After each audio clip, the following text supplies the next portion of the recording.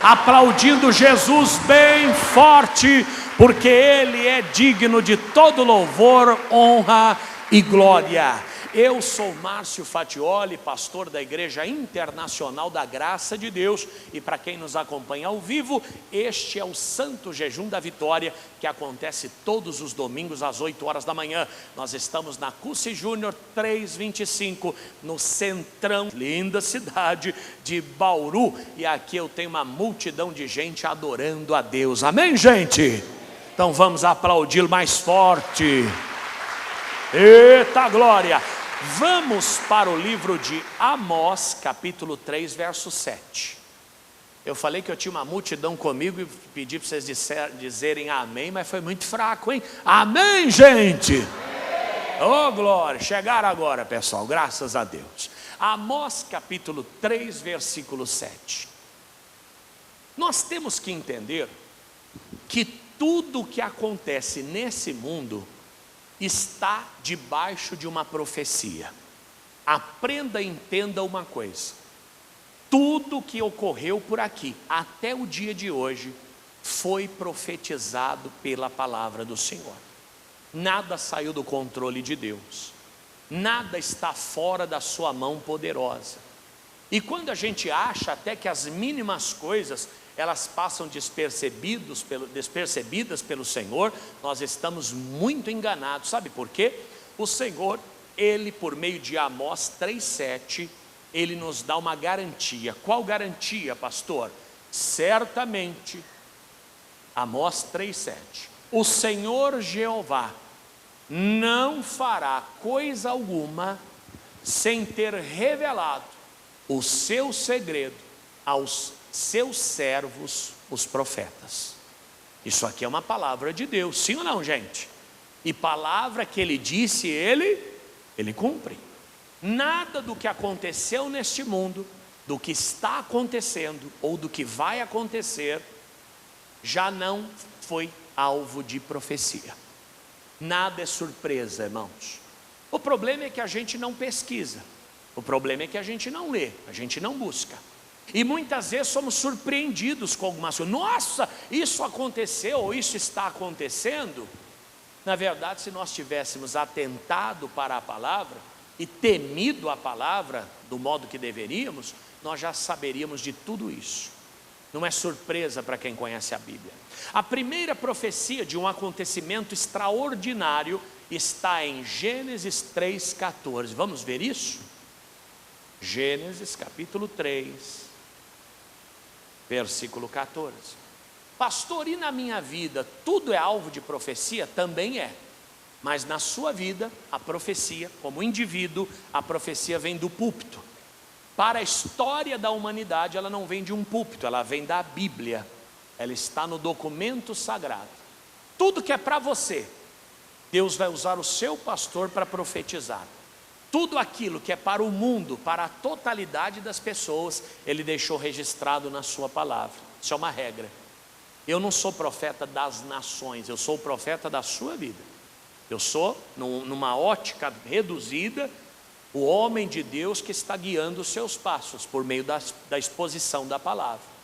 O Senhor, por outro lado, quando vai dirigir o mundo, o destino da humanidade, Ele deixou registrado aqui. Olha o que diz Gênesis 3,14. Então, o Senhor Deus disse à serpente: porquanto fizeste isso, maldita serás mais do que toda besta e mais do que todos os animais do campo. Sob o teu ventre andarás e pó comerás todos os dias da sua vida. Verso 15. E porei inimizade entre ti e a mulher, e entre a tua semente e a sua semente, e esta te ferirás a cabeça, e tu lhe ferirás o calcanhar. O que nós estamos vendo no livro de Gênesis 3,15? Nós estamos diante da profecia que antecipou a obra de Jesus na cruz do Calvário. Você vê que por conta da serpente, por meio da serpente, o diabo entrou, o pecado entrou, e a humanidade foi entregue na mão de Satanás. Mas por outro lado, o Senhor lá em Gênesis, há 5.000 anos atrás, Ele diz o seguinte: olha, você vai ferir o seu calcanhar, mas Ele vai lhe ferir a cabeça. Em outras palavras, Jesus foi ferido na cruz do Calvário, sim ou não? Sim ou não? Jesus não suportou dores terríveis, sim ou não? Mas por outro lado, Ele venceu Satanás para sempre. Diga aleluia. Ele pisou na cabeça da serpente e nos deu vitória. Diga: Deus seja louvado. Você diz: pastor, isso aqui foi profetizado lá no começo do mundo. Exatamente. Então, quando nós olhamos para Cristo na cruz e para a sua vitória, nós não devemos pensar que isso foi ironia do destino. Nós não podemos imaginar que aquilo foi a maldade do povo judeu. Não, aquilo era nada mais e nada menos o cumprimento da palavra que o Senhor liberou na fundação do mundo. Eu já vi até gente criticando Israel, que também é o cumprimento da profecia, né? Dizendo assim: como é que pode cristãos amarem Israel se foi o povo que matou Jesus? Como é que pode a igreja ter tanto carinho por Israel se esse povo odeia o cristianismo? Na verdade não é nada disso. Na verdade, Israel está passando pelo processo que a própria profecia disse que eles passariam. Eles vão se arrepender por último. E claro que quem ficar por último vai sofrer um bocadinho mais, sim ou não? Mas eles estão vivendo o que a palavra disse que eles viveriam. É claro que a profecia, ela sempre se cumpre, a palavra nunca deixa de se cumprir. A nossa preocupação não tem que ser com a profecia, porque não tem volta, não tem como mudá-la.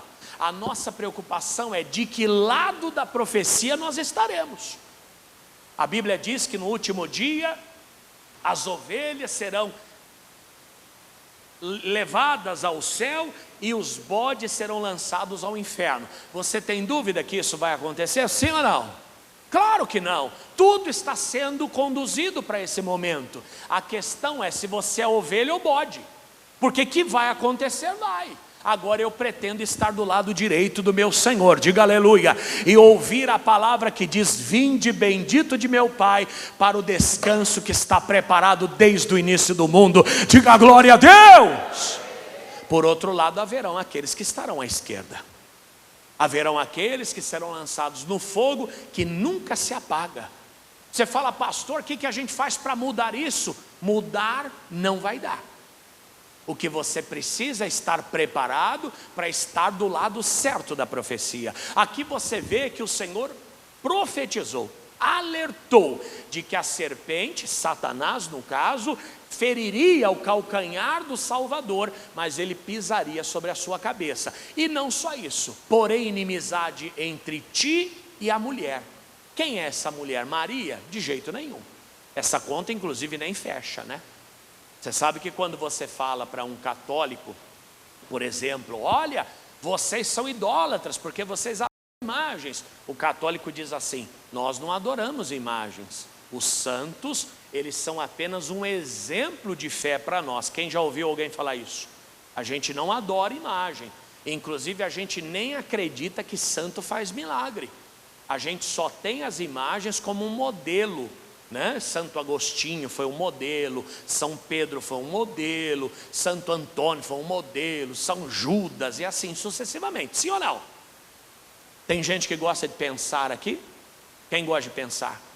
Não pensa para levantar a mão, pelo amor de Deus. Quem gosta de pensar, levanta a mão. Oh, graças a Deus.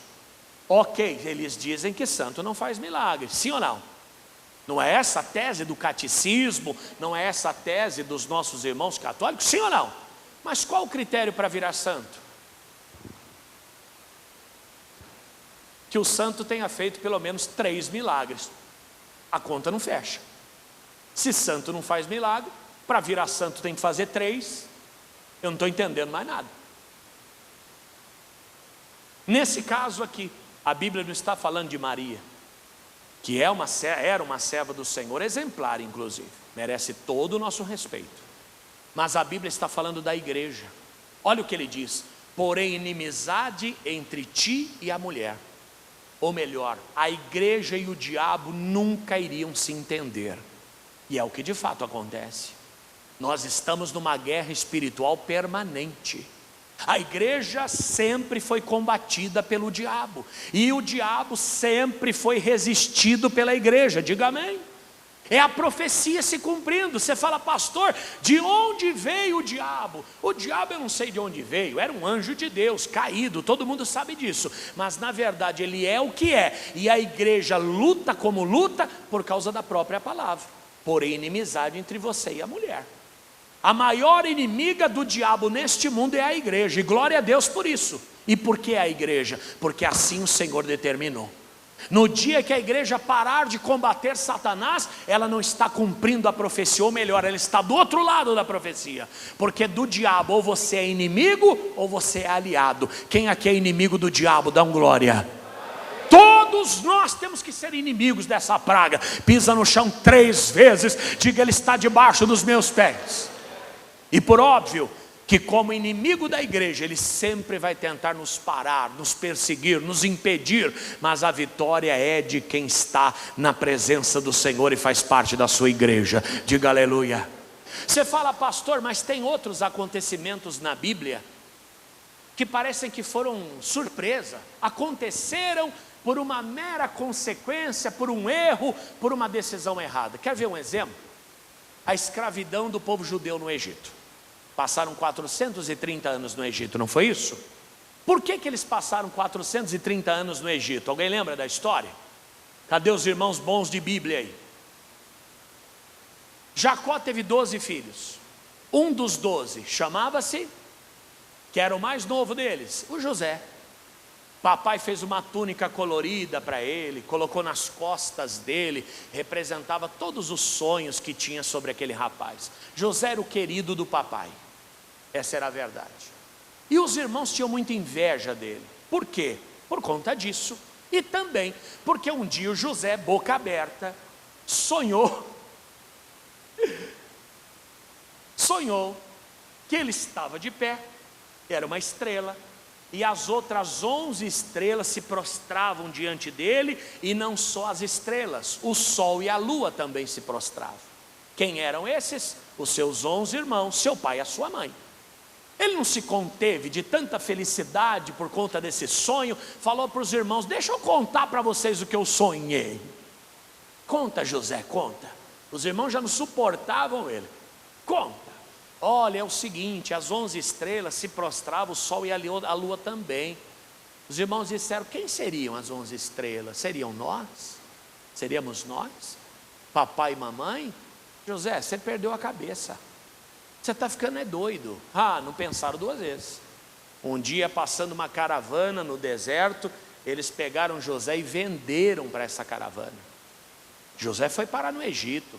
Pegaram a túnica dele, mancharam de sangue, foram até o Jacó, disseram: papai, infelizmente um animal pegou o José, a gente não conseguiu livrar.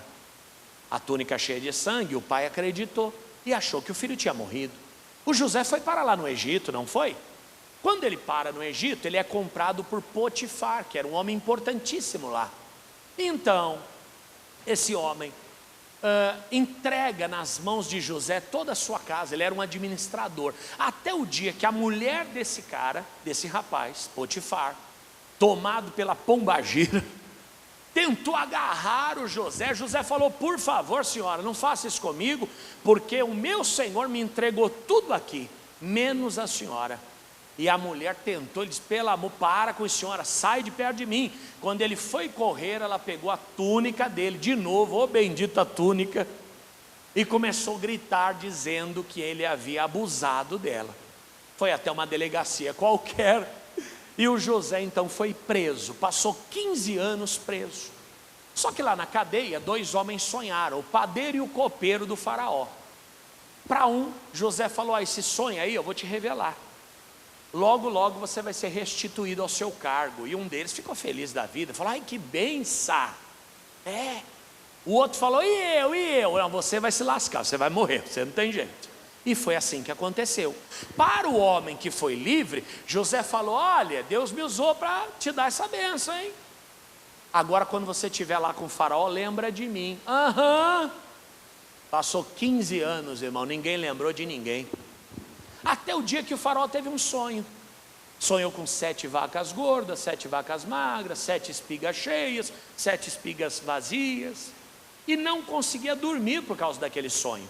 Chamou os magos do Egito, ninguém sabia interpretar, até que o cidadão que ficou preso com José lembrou dele. Falou: meu senhor, desculpe, eu tinha até esquecido, mas tem um amigo lá na cadeia que eu conheci, e ele interpreta sonhos. O faraó falou: então manda para cá. Ô rapaz, como você chama? Eu chamo José, eu sou dos hebreus. Então tá bom. Olha, eu sonhei assim, assim, assim, o que você me diz? José falou: olha, esse sonho do senhor é o seguinte: 7 anos de prosperidade, 7 anos de miséria. Guarda a comida por 7 anos, porque depois a coisa vai ficar séria no mundo. E o faraó fez, guardou comida, e veio a miséria. O faraó falou: esse homem é de Deus. Colocou José como governador do Egito. 7 anos de fartura e 7 anos de miséria. Só que a miséria era no mundo inteiro. Aonde essa miséria chegou? Lá na terra de Canaã, onde os irmãos dele moravam. Qual era o único país do mundo que tinha comida? O Egito. Para onde os cidadãos foram? Para o Egito. Foram os 11 lá. Chegaram: gente, viemos comprar comida. Alguém disse: olha, quem cuida disso é um cidadão que fica naquela sala. E foram os 11 lá. Chegaram lá, quem estava? José. Mas já estava careca, com lápis no olho, porque para trabalhar com o faraó tinha que ser no estilo dele. Roupa de egípcio, talvez até batom estava passando já, que os egípcios é meio estranho. Eles não reconheceram José. Disseram: olha, meu senhor, viemos aqui adquirir comida, porque na nossa terra há fome. José falou: é? Em quantos vocês são? Nós somos em 11. Porque teve um irmão nosso que morreu, infelizmente. José: o que morreu era ele, né? José falou: e cadê o pai de vocês? Não, o nosso pai ficou na terra. José falou: não, então faz o seguinte, vem com ele que eu libero a comida. Quando chegou com o papai, ou um pouco antes, José falou: na verdade sou eu, esse irmão de vocês que morreu. José, pelo amor de Deus, você vai matar a gente? Não, fica tranquilo. Todo o mal que vocês me fizeram, Deus reverteu em bênção. Fiquem em paz. Eu vou sustentar vocês. E não só isso, fica aqui, porque eu vou manter a família de vocês no mais alto nível. O que eles fizeram? Foram lá em Canaã, trouxeram o papai, trouxeram todo mundo e passaram a morar no Egito. Só que morreu José, morreu essa geração, e veio uma nova geração, inclusive do faraó. Um novo faraó, que percebeu que os hebreus cresceram demais, estavam prósperos no Egito. Disse: olha, não, vamos acabar com esse negócio. Daqui a pouco eles dominam a gente. Você vê que a história do povo judeu se repete, né? Porque no Egito eles cresceram tanto que eles despertaram a inveja do faraó. Você sabe que na Alemanha, quando houve aquela perseguição aos judeus, foi exatamente por isso. Porque os judeus chegaram a ser mais ricos do que os próprios alemães.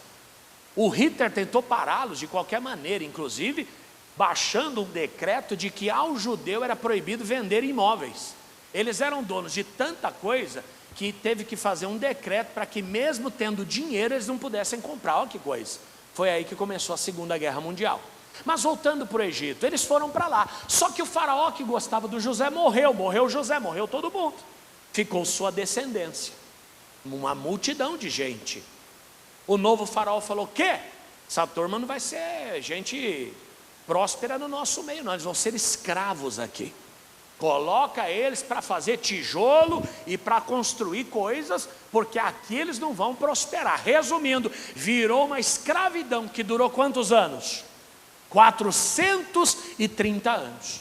Pastor, meu Deus, o que José fez? O que os irmãos dele fizeram? O que eles fizeram? Sabe o que eles fizeram? Abre a sua Bíblia em Gênesis, capítulo 6, verso 7, rapidamente.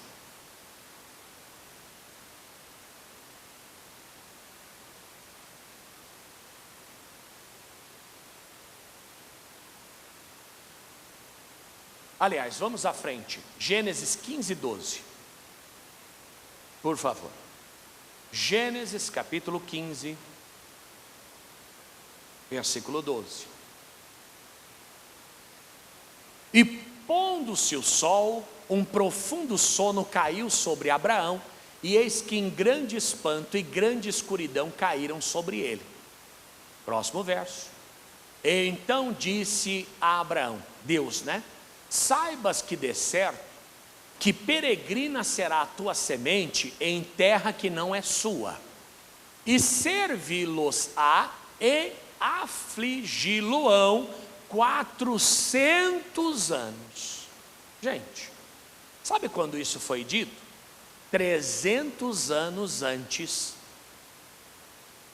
deles se tornarem escravos no Egito. Resumindo, aquele processo que eles passaram no Egito não foi uma mera consequência do acaso, não foi porque os irmãos de José decidiram errado, não foi porque José resolveu, em vez de voltar para sua terra, trazer a família para ele. Não, eles estavam cumprindo a profecia. Eles estavam vivendo exatamente a palavra que o Senhor deu a Abraão 300 anos antes. E te digo mais, o Senhor, antes disso, quando vem o dilúvio, ele avisa Noé com 120 anos de antecedência: Noé, eu vou destruir toda a face da terra, toda a vida que há sobre a face da terra. Você imagina Noé construindo a arca no meio do deserto e as pessoas passando e zombando dele. Noé, você está doido? Nunca... Aqui nem chove, como é que vai inundar, Noé? Nem chuva tem, meu amigo. E Noé, com seu martelinho, acreditando na profecia, ele constrói a sua arca. Imagina a chuva vindo e não parava, e não parava, e não parava, e a água regando a terra. Digo aos senhores, considerando que ali era um deserto, quando começou a chover, qual foi a reação das pessoas? Você acha que elas ficaram preocupadas? Sim ou não? Se bobear, teve até festa. Gente, está chovendo. Gente, agora nós vamos conseguir plantar. Agora nossa vida vai mudar. Ei, Noé, sai dessa arca aí, bobão. Até que a água começou a subir. Noé, sabendo do que ia acontecer, só olhando pela janelinha. E as pessoas dançando. Teve gente que pegou barco, jet ski, de um lado para o outro, porque começa primeiro a encher os vales, não é? Imagina, grandes represas, grandes lagos, olha que maravilha, lugar onde nunca teve água. Você sabe que no Apocalipse o Senhor disse, quando disserem a paz, aí virá o fim. No tempo de Noé, eles achavam que aquelas águas eram uma bênção para eles, menos o homem que conhecia a profecia. Qual o nome dele? Noé. O que nós estamos vendo, e nós já vamos chegar nisso, aparentemente é um sucesso que as pessoas estão vivendo, a não ser para aqueles que conhecem a profecia e sabem para o caminho que este mundo está caminhando, está traçando. Noé viu aquela água subindo. Quando a água começou a chegar nos pés, tudo bem, não, isso aqui vai parar, gente, isso aqui é chuva passageira. Chegou nos joelhos, a água chegou na cintura, até que chegou no peito, até que chegou no pescoço, até que matou todo mundo. Quais foram os únicos sobreviventes? Os que acreditaram em outras palavras, que o mundo iria ser inundado, iria. Mas quem acreditou na profecia conseguiu salvar a sua vida. Diga glória a Deus. A profecia não vai deixar de se cumprir. A questão é de que lado nós estaremos. Ninguém poderia impedir o dilúvio, ninguém poderia impedir a destruição da raça humana. Mas eu te digo, Noé não construiu um barco? Sim ou não? Por que os outros também não fizeram o mesmo? Alguém poderia dizer, que maldade que Deus fez, só salvou a família de Noé. Ué, só salvou a família de Noé porque Noé foi a única família que construiu um barco. Se os outros tivessem acreditado na pregação de Noé, que inclusive Noé pregou por 120 anos avisando, gente, vai vir o dilúvio, vai vir o dilúvio. Quantos anos eles tiveram para construir? 120. Tem gente que hoje diz assim, desde que eu nasci, alguém fala que Jesus vai voltar e não voltou até agora. Espere e verás. 120 anos para o dilúvio. Eu posso dizer algo, arriscar aqui? Eu acho que até Noé duvidou que o dilúvio ia chegar, viu? Que imagina, sei lá, trabalhando naquele barco, toque, toque, toque, toque, toque, toque. E aí, Senhor, chove ou não chove? Calma, Noé, só martela, faz sua parte, fica na sua.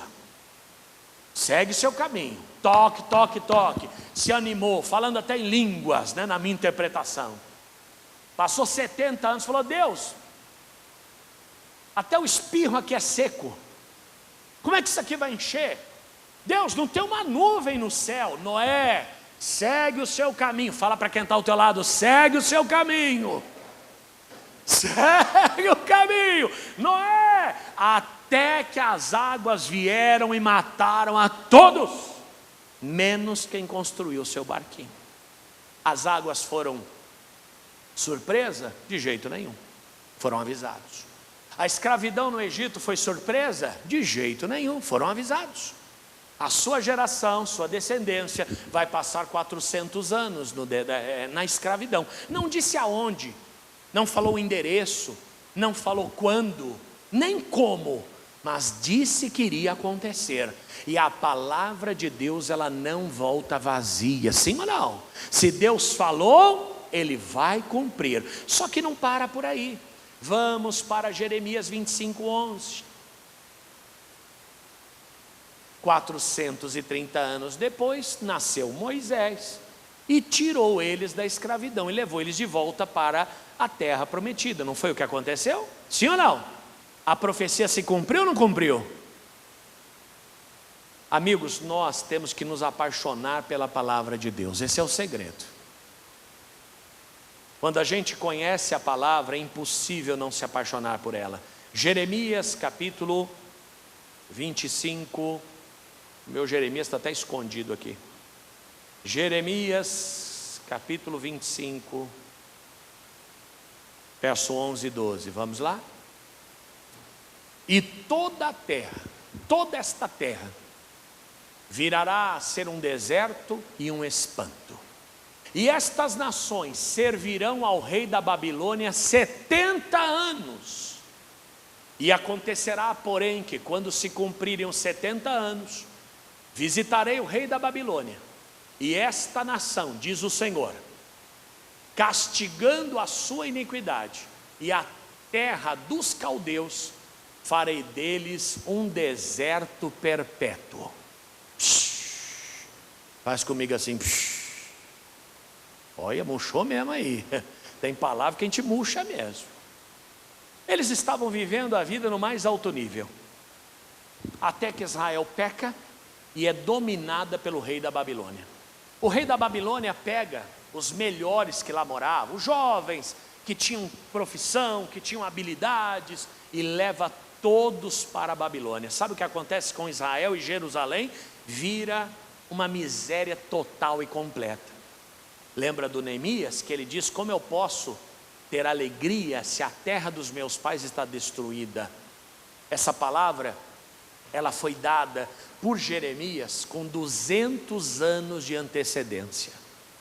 Israel estava no auge, vivendo o reinado de Salomão, um reinado próspero, o homem mais rico da história da Bíblia, mais sábio da história da Bíblia, e eles nunca imaginavam que aquilo iria acontecer. Até que Israel tem a morte de Salomão, ela se divide, se transforma em 2 reinos, a divisão é terrível, e Nabucodonosor, rei da Babilônia, invade Israel, Jerusalém, e leva cativos aqueles que movimentavam a economia, que movimentavam a nação. E a nação vira um deserto, a nação vira uma tristeza muito grande. Sabe quantos anos eles passaram lá no cativeiro? 70 anos, exatamente. Até que Ciro, rei da Pérsia, que domina a Babilônia, e Nabucodonosor extingue a vida dele, fala para os judeus: eu vou levar vocês de volta para a terra de vocês. 70 anos depois.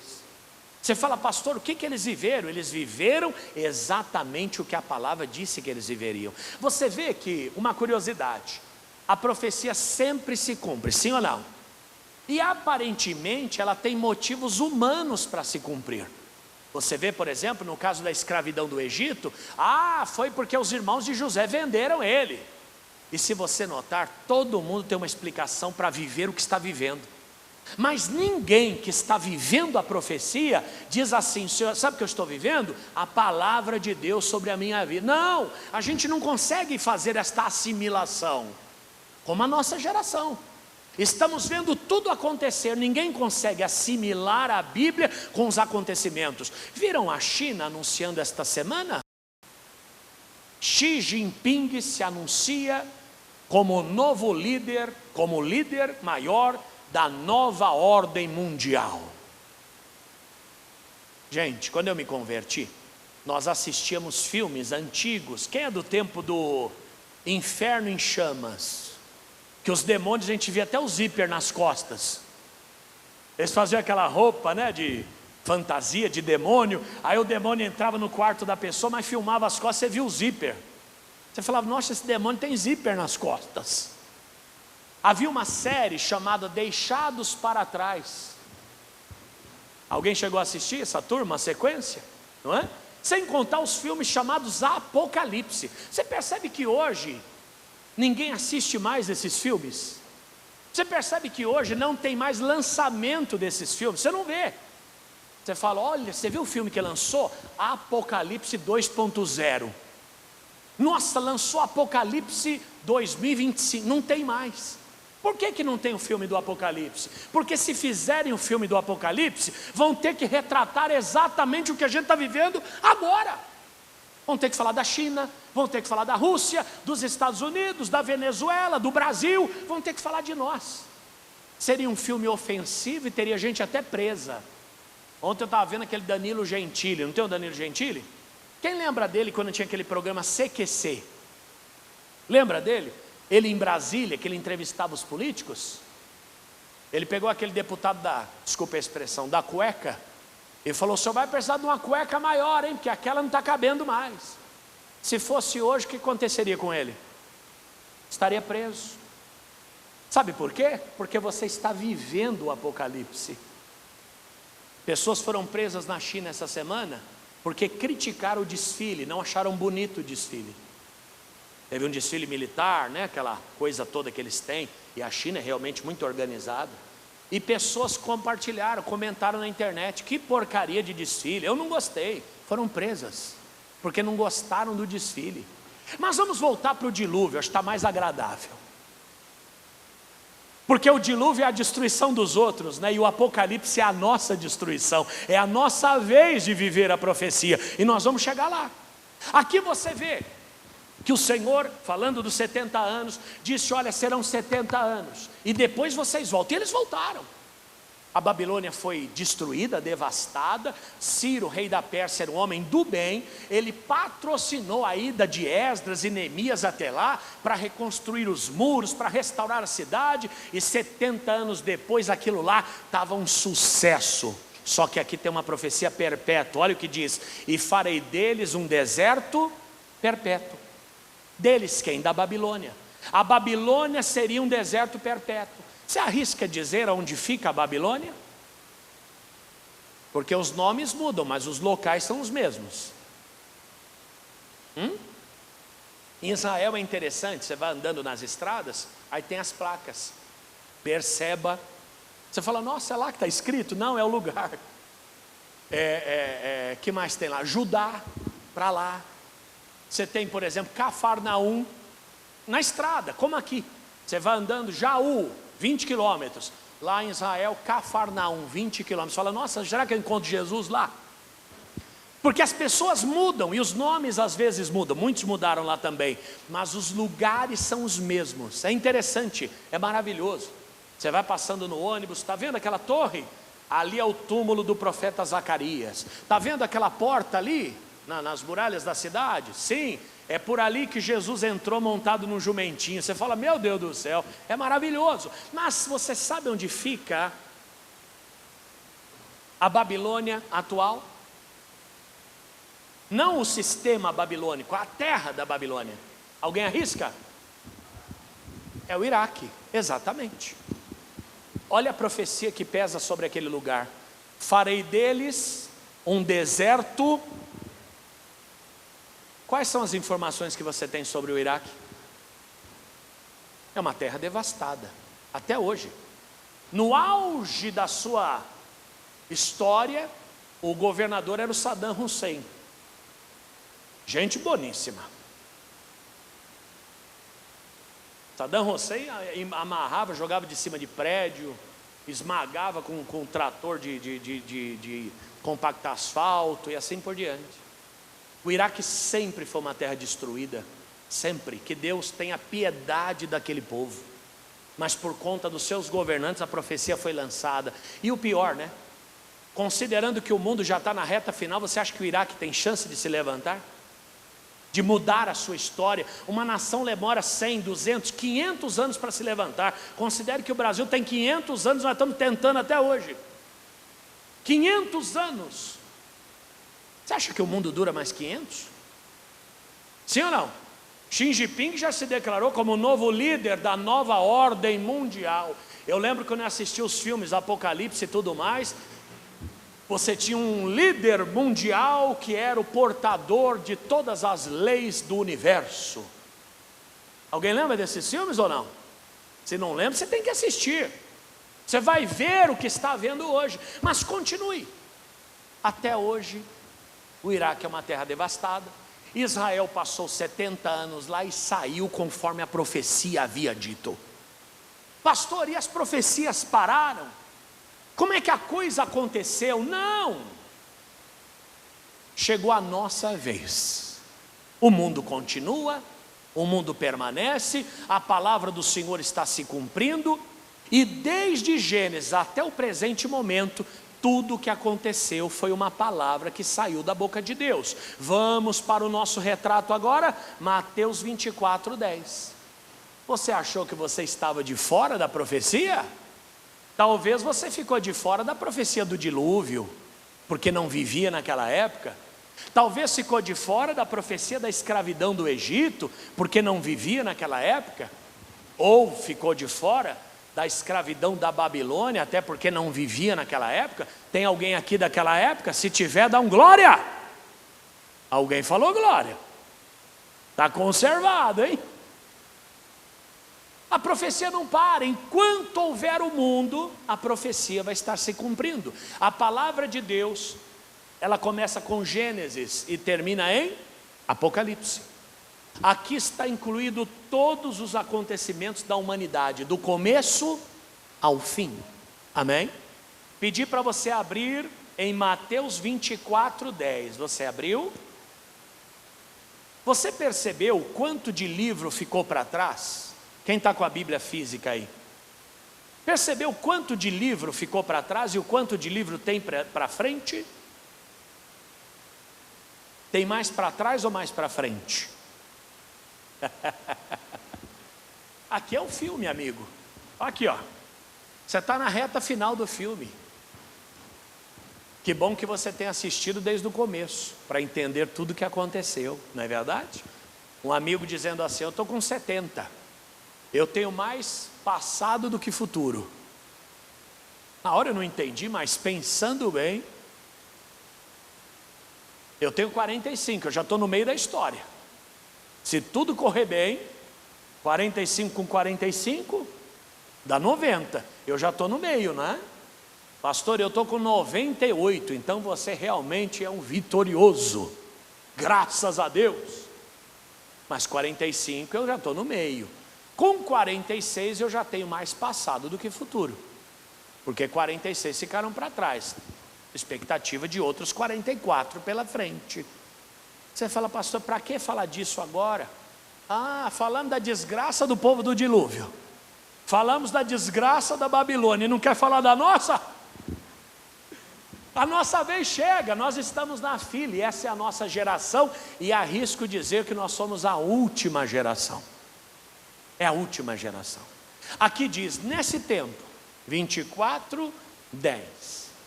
Essa é a nossa profecia. Nesse tempo, muitos serão escandalizados e trair-se-ão uns aos outros. E uns aos outros, o que, gente?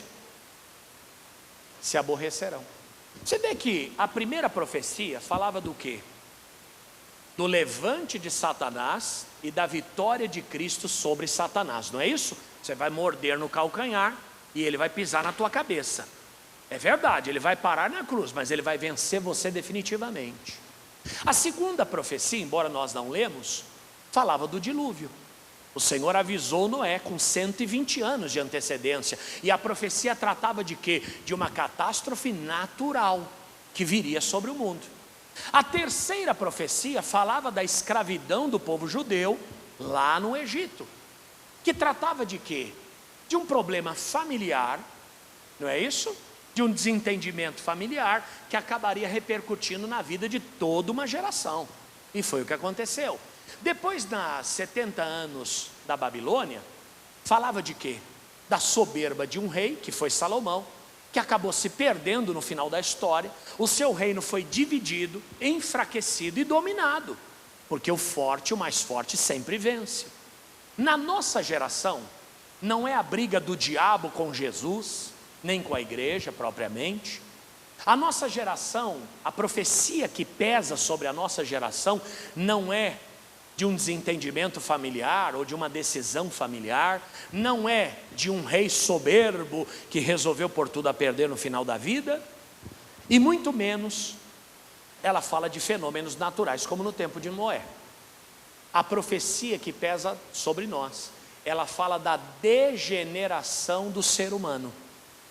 Ela fala da quebra de princípios e valores, que é o grande problema hoje. Hoje os fenômenos naturais estão totalmente controlados. Claro, um dilúvio ninguém controla, mas tem tanto barco que daria para bastante gente sobreviver. Nós temos cruzeiros, né?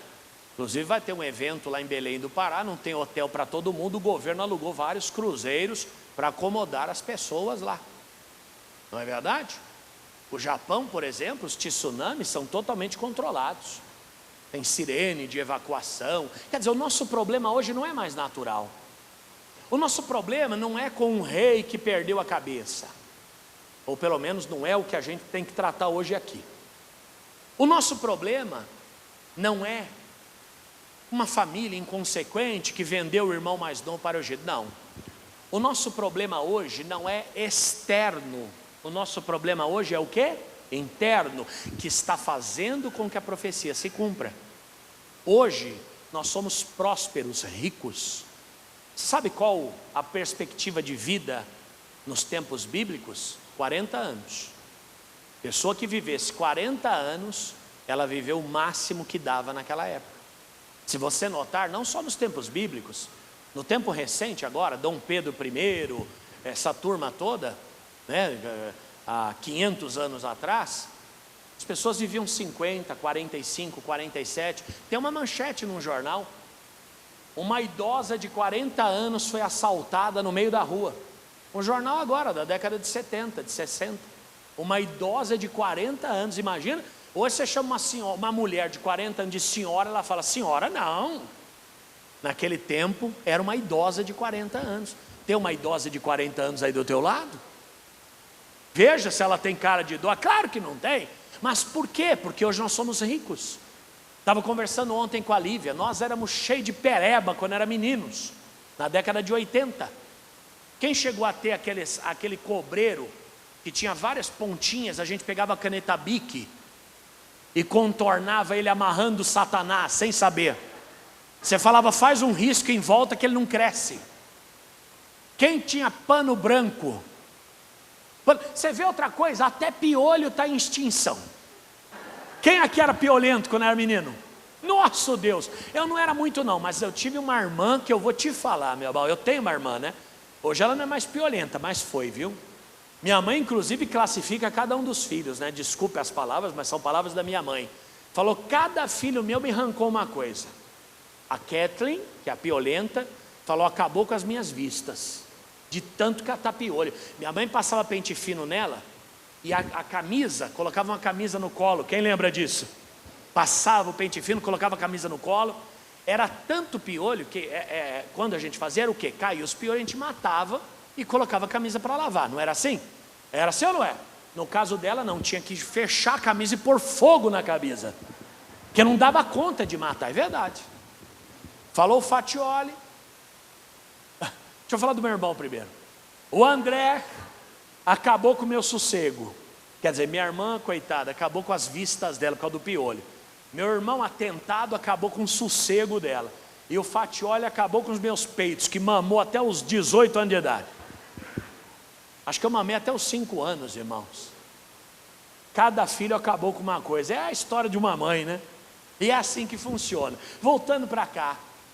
Nós, há 20, 30 anos atrás, nós tínhamos pano branco, piolho. Que mais? Cárie no dente, quase todo mundo tinha dente podre. Que mais? Esses pintos, cobreiro, bicho de pé, remela, então era o tempo inteiro, nariz escorrendo. Aí a gente passava só a mão assim, né? Ó. Quem lembra? Aí ficava aquela tatuagem aqui de lado, tipo a do Pablo, do programa Qual é a Música, do Silvio Santos, só que era de ranho, né? Aí a Lívia falou, como é que pode que mudou tudo isso, acabou, nem piolho as pessoas têm mais. Irmão, primeira coisa, saneamento básico. Alguém lembra que a gente dava descarga lá na frente? Onde é que saía as coisas? Saía na rua. Até em rua asfaltada, o dejeto do banheiro corria pela guia. Alguém tinha uma descarga um pouco mais potente, jogava no meio da rua, aí a água diminuía, ficava aquele trilho maravilhoso, né? E os meninos vinham com a bola. A bola caía na sarjeta, o que a gente fazia? Tirava com a pontinha do pé e continuava o jogo. Bola na cara, pá, bola. Aí fala, não sei por que eu tinha pano branco, não sei por que eu tinha tanta coisa. É o saneamento. Não tinha tanta vacina para tudo, até aquelas que nem deveriam existir, hoje existem.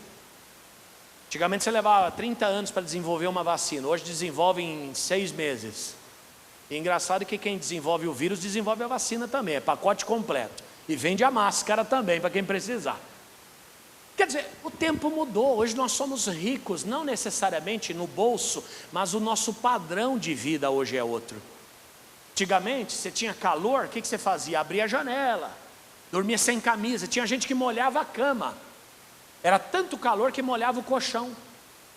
Não é isso? Era pneumonia o tempo inteiro, irmão. Aquele ventilador velho em cima, soprando, tudo sujo, que a gente não tinha também esse costume da limpeza. Hoje sim, antigamente não. Então isso prolonga a vida. Então o nosso problema hoje não é o cobreiro, nem o pano branco, nem o piolho. Que saudade desse tempo.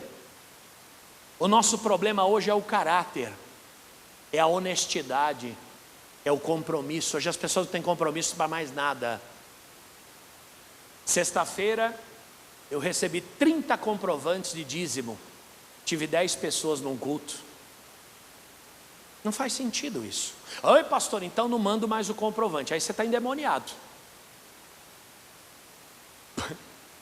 Porque eu fico pensando, 30 comprovantes de pessoas que quando não tinham o WhatsApp, onde é que elas tinham que entregar? Na igreja. Elas obrigatoriamente vinham até aqui. Hoje não, hoje é eletrônico. Hoje a gente marca uma consulta e desmarca com 30 minutos de antecedência. O médico vai até lá para te atender, meia hora antes chega a mensagem, consulta cancelada. O médico, puxa vida, porque hoje as pessoas são assim. Casamento, qual que era o grande problema do passado? Era a bebida. Ele bebe, ele é violento, não quero mais continuar com ele me trai, ele acaba com a minha vida. Hoje não, hoje separa por quê? Ai, ele é muito chato, ele é muito, como diz, pegajoso. Quer dizer, o casamento que era inviolável, que era uma coisa para toda a vida, hoje é pior do que o sapato que a pessoa usa 3 meses e joga fora. Hoje tem casamento que não dura um mês, dura menos que um sapato. Igreja então nem se fala. Você frequentava uma Assembleia de Deus, meu irmão, sua carteirinha era até amarela. Você estava em 2025, ó, minha carteirinha é de 1986. Hoje não dá tempo nem do pastor decorar o nome. Qual é o seu nome, irmã? Josefa. Você procura no outro culto. Cadê a Josefa? Já foi. E foi por quê, pastor? Não gostou. Foi por quê? Porque o senhor fala coisas que realmente, sabe... Nesse tempo, muitos serão escandalizados. É a nossa vez, viu? Agora não é dilúvio, agora não é escravidão, não é nada disso. Agora é a nossa vez. E mais, trair-se-ão uns aos outros e se aborrecerão. Continue. Vai para o 11. E surgirão muitos falsos profetas, e o que, gente? Enganarão a poucos? Ontem estava vendo um trecho de um culto de um cidadão que veio dos Estados Unidos para cá. Um morenão da barba, barbudo. Não sei se vocês já viram ele. E eu vejo sempre na internet trechos das pregações dele. Eu acho até interessante, porque são trechos. E ontem, passando, eu vi o culto dele e parei. E a pregação: ele não concluiu o teu milagre. O teu milagre, quando for concluído, vai ser um arrebento na sua vida. Você está vivendo só o começo do milagre. E as pessoas: lindo, mas é a típica pregação do nosso tempo, certo? É a típica pregação do nosso tempo. Aonde você confronta alguém dizendo a ela que o milagre dela está chegando? Hein, gente? Uma amiga falando para o outro: nossa, estou conversando com um cara pela internet, ele falou que eu sou linda, que eu sou maravilhosa. Aí o outro já logo falou: quando eu quero namorar alguém eu não chamo de feia não, viu? Fica tranquila. E é verdade. Você fala: pastor, um rapaz se aproximou de mim, falou que eu sou maravilhosa, falou que o meu sorriso é lindo, que o meu nariz é perfeito. No começo do namoro você vai falar: que narigão, hein, filha? Ou quando você quer namorar alguém, você vai falar: ô filha, esse nariz da Laura Pausini aí tá demais, né? Lógico que não. Você não confronta uma pessoa no começo do namoro, fala: olha, para de ser ciumenta, para de ser pegajosa, seu perfume está me enjoando. Não. Quando você está na fase da conquista, você só agrada. Nossa, esqueci de passar perfume. Que é isso, amor? Você está com um aroma natural de cebola. Eu adoro cebola. Não é verdade? Eu adoro cebola. Que é isso? Fica tranquilo. Amigos, o Evangelho, ele é muito mais do que uma conquista de pessoas. O Evangelho é a transformação da vida das pessoas. Eu não estou aqui para te conquistar, eu estou aqui para levar você à conversão. E quando eu levo alguém à conversão, mostrando a ela que tudo que aconteceu no mundo foi guiado por profecia, e o que nós estamos vivendo hoje não é diferente. Só que alguém tem que avisar, alguém tem que alertar. Ele diz: falsos profetas enganarão a muitos. Quando é que alguém me engana? Quando alguém não fala a verdade para mim, sim ou não? Quando alguém me engana? Quando alguém não me diz a verdade. E quando é que alguém pode não dizer a verdade para mim? Quando alguém tem interesses que não o meu bem. Que não o meu bem. Talvez você fale: nossa, ninguém nunca falou isso para mim. Talvez essa pessoa que tenha dito algo que realmente te chocou seja a pessoa que mais te ama na vida, porque só ela tem coragem de dizer. O resto não vai dizer. Para quê? Não é verdade? Quando a gente ama alguém de fato e de verdade, você não tem interesse nenhum. Você não fala a verdade para essa pessoa, sim ou não? Agora, quando você tem interesse, você fala a verdade o tempo inteiro? O chefe compra uma camisa, aquela do Agostinho Carrara. Fala: o que você achou? O que você fala? O que você fala? Você fala: mas pastor, eu sou crente, eu não posso mentir. Então faz assim, ó. Porque se você falar a verdade para ele, você vai ser demitido, ou pelo menos vai criar um ranço de você e vai te perseguir o resto da vida. Agora, quando você tem alguém qual você não tem interesse nenhum, a não ser o bem daquela pessoa, e ela diz: o que você achou da minha camisa? E você não gosta, o que você fala para ela? Não ficou bem? Troca essa camisa. Dá para trocar? Troca essa camisa. É ou não é? A pregação é a mesma coisa. O pregador, ele tem que estar livre de qualquer outro interesse que não a salvação da alma das pessoas que estão ouvindo, porque senão muda tudo. Quando eu estou preocupado mais com a quantidade do que com a qualidade, primeiro sintoma, eu não falo do pecado, porque o pecado é o que mata as pessoas e é o que atrapalha a vida delas na presença de Deus, e muitos não querem ouvir. Falsos profetas enganarão a muitos. Como é que engana? Não falando o que tem que ser falado. No versículo 12, continue. E por se multiplicar a iniquidade, o amor de muitos, o quê? Ah, meu Deus, se multiplicar a iniquidade. É verdade, pastor, o pecado aí fora já se multiplicou, está demais aí fora. Não, não é aí fora que está demais, é aqui dentro que está demais. Não esta igreja, a igreja de Jesus. Quem está entendendo? Louvado seja Deus que nós estamos até numa média boa. Se você assistir as pregações do missionário Soares e do pastor Jaime de Amorim, eles denunciam o pecado em todo o culto. Chega até a ser enjoativo. Você fala de novo falando isso? Mas se você notar, são verdadeiras pérolas para o nosso tempo. Porque se ouve sobre tudo, menos sobre isso. É verdade ou não? A Bíblia diz, por se multiplicar a iniquidade. Pastor, é o pecado que está multiplicando. Não, não é o pecado, é a iniquidade. Qual a diferença? Pecado está lá fora, a iniquidade está aqui dentro. Pecado é cometido por quem não conhece a Bíblia, e iniquidade é cometida por quem conhece. A Bíblia não fala de multiplicação do pecado, a Bíblia fala de multiplicação da iniquidade. Pastor, mas olha como o mundo está aí fora. Você já ouviu falar de Sodoma e Gomorra?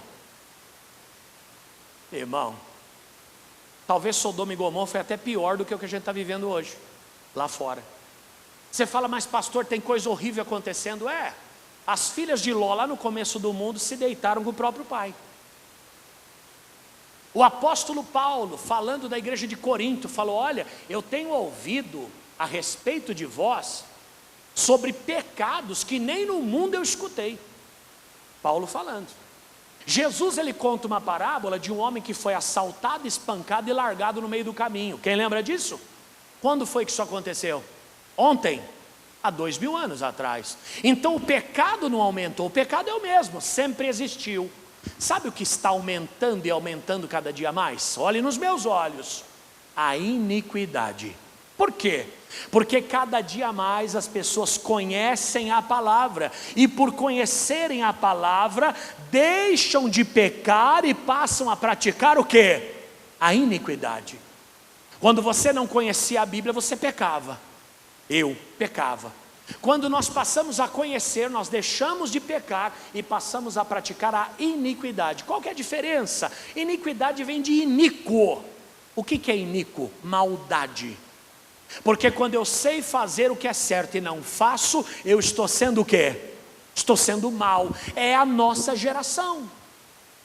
Quantas pessoas hoje que um dia frequentaram a igreja voltaram para a feitiçaria? Por causa do Facebook, que existe há 18 anos, 15 anos, eu tenho amigos de praticamente todas as igrejas que eu passei. Então eu tenho amigos, o meu Facebook foi criado quando eu estava no Colorado. Do Colorado eu fui para Ponte Rasa, da Ponte Rasa eu fui para Penha, da Penha para São José dos Campos, São José dos Campos para Campinas e agora com vocês. Então dos meus 5.000 amigos, eu tenho outros 2.000 lá esperando vaga, porque não dá para pôr mais de 5.000, eu tenho membros de todas essas igrejas. Gente, pessoas que um dia congregaram comigo na feitiçaria, dá para acreditar? Você fala, pastor, isso é pecado. Não é pecado, é o que, gente? É iniquidade. Porque a pessoa sabe muito bem que existem dois reinos, o reino de Deus e o reino do diabo. Então ela não está lá enganada, ela está lá porque quer. E a profecia falou dela. Por se multiplicar a iniquidade, quem sabe o que tem que fazer e não faz, o amor de muitos o quê? Se esfriará. No passado eu pregava isso aqui de um modo um pouco diferente. Que modo, pastor? Eu achava que um praticava a iniquidade e o outro, por ver a prática daquele, se esfriava na fé. Não, não é isso não. É a própria pessoa que se esfria por conta da iniquidade que está dentro dela. Você quer ver? Pessoas passam 20 anos dentro de uma igreja. Aí um dia, depois de 20 anos, por conta de uma pregação, elas vão embora. Você fala, meu Deus, essa pessoa já enfrentou de tudo aqui dentro, deixou para ir embora agora? Exato. O que mudou não foi a igreja. Quem mudou? Foi ela. Sabe o que aconteceu dentro dela? A iniquidade foi multiplicando. Primeiro pastor da vida dela, meu Deus, um grande homem de Deus, meu pai, esse pastor aí, olha que meu Deus, quando ele passa eu até arrepio. Segundo pastor, que pastor abençoado. Terceiro pastor, bênção. Quarto pastor, quinto pastor, esse cara aí. Sexto pastor, não vem mandar em mim não. Na verdade o que mudou não foi o pastor. O que mudou foi o interior desta pessoa que passou a desprezar a autoridade da palavra. Quem está entendendo? Você fala, pastor, eu nunca me imaginei traindo a esposa. Eu também não. Mas se eu disser para você que muita gente que nunca se imaginou assim acabou traindo. Por quê? Porque foi dando aso à iniquidade. Eu sei que eu não deveria estar aqui, mas eu vou estar. Eu sei que eu não poderia estar fazendo, mas eu vou fazer. Eu sei que não sei o que, mas eu tenho o direito de ser feliz. Se todo pecado fosse igual ao meu, ai, quem dera se a maldade do mundo fosse igual à minha. E a iniquidade vai crescendo e a pessoa toma coragem e ela pula desse abismo sem paraquedas. É a iniquidade que vai crescendo. E para a gente finalizar, o amor de muitos se esfriará. Aí não tem mais compromisso, não tem mais hora, não tem mais por que acatar ou fazer ou deixar de fazer. Vamos lá para a gente finalizar no versículo 13. Mas aquele que perseverar até o fim será o quê? Será salvo. Você vê que a palavra de salvação para o nosso tempo qual é? Oração? Jejum? Leitura da Bíblia? Curso de teologia? Campanha? Não, é perseverança. Diga comigo, a profecia de salvação para o nosso tempo é a perseverança. Diga amém. E você percebe que tem gente que depois de décadas está desistindo. Não estão perseverando. Olha a profecia. Por que estão desistindo? Pelo mesmo motivo que José desceu, foi mandado para o Egito. Ele nem sabe explicar por quê, mas é a profecia se cumprindo. Matou a humanidade inteira, por quê? Não, porque choveu demais, encheu de água. Não, porque a palavra já havia dito que ia acontecer. Mas não perseverou, por que não perseverou? Porque deixou a iniquidade entrar, e a palavra avisou que iria acontecer, repetindo para você nunca mais esquecer. Olha para mim, não vai murchando não, estou chegando no fim. A profecia não pode ser impedida. A questão é de que lado você vai estar. Isso você tem que anotar e nunca mais esquecer. Aquele que perseverar até o fim será salvo. E o fim está chegando, viu? O fim está perto. Próximo, mais próximo do que você possa imaginar. Hoje eu não mando mais versículo bíblico para as pessoas que eu quero salvar. Eu mando para as que são salvas. Para aqueles que eu quero salvar, eu mando manchete de jornal. Porque não precisa mais pregar, é só assistir o jornal. Só assistir o jornal. Eu mando manchete de jornal, já estou pregando, sem abrir a Bíblia. Você vê no versículo 14. Vamos lá. E este evangelho do reino será pregado em todo o mundo, e em testemunho a todas as gentes. Então virá, e este evangelho será pregado em todo o mundo. Poxa vida. Isso foi dito na Judéia, numa área desértica, aonde não tinha sequer um microfone como esse. Quem ouviu isso falou, impossível. Tem gente espalhada pelo mundo que a gente nem imagina que existe. Aliás, eles nem conheciam o mundo além daquilo. Tanto é que no ano de 1500, os portugueses iam para a Índia, acabaram chegando aqui. Que o mundo colonizado, o mundo civilizado não conhecia. Há 500 anos, imagina 2000 anos atrás, eles achavam que o mundo era só aquilo. Mas hoje é difícil que esse evangelho chegue no mundo todo? É difícil? Pela internet. Hoje nós estamos pregando aqui para quantas centenas de milhares até? Quantas vão assistir isso aqui nos próximos dias? Coreia do Norte não pode entrar a Bíblia. Comunismo? Odeia a fé, odeia a igreja. O comunismo é assim, ele é aliado dos grupos até tomar o poder. Quando ele toma o poder, ele mata todo mundo. Vocês viram o videozinho que eu compartilhei da Coreia do Norte? A Coreia do Norte era plenamente avivada há 70 anos atrás, 80 anos atrás. O líder comunista chamou os pastores e falou: gente, vamos implantar aqui comunismo, socialismo, todo mundo vai ser feliz. Vocês não mexem com o Estado não mexe com vocês e a gente vive. Ok. Quando o comunismo foi implantado, todos os pastores foram enforcados e as igrejas foram queimadas. É só eles tomarem o poder, é só questão de tempo. E hoje o evangelho não chega lá. O que a Coreia do Sul, que é crente, capitalista, livre, faz? Pega balões, bíblias dentro de caixa e solta os balões na fronteira. E o vento leva essas bíblias para o território norte-coreano. Resumindo, essa palavra nunca vai deixar de se cumprir. De um jeito ou de outro, o evangelho vai ser pregado no mundo inteiro. Diga amém. Nós estamos em 190 países por meio do Show da Fé. Mais de 20 idiomas pregando a palavra de Deus. E você é responsável por isso. Diga aleluia. Mas aí vem a parte B. Então virá o fim. Pergunto aos senhores: o evangelho está no mundo todo? Sim ou não? Está. Então o que falta acontecer? Segundo a profecia, o que falta acontecer, eu te pergunto? Responde, vocês falaram. O fim. Resumindo, só falta acabar. Tudo já ficou para trás. E aqueles que perseverarem até o fim verão a glória de Deus sobre as suas vidas. Diga aleluia. E vamos aplaudir ao Senhor Jesus de Nazaré. Oh glória. Você que está em casa, um abraço no seu coração. E até a próxima oportunidade.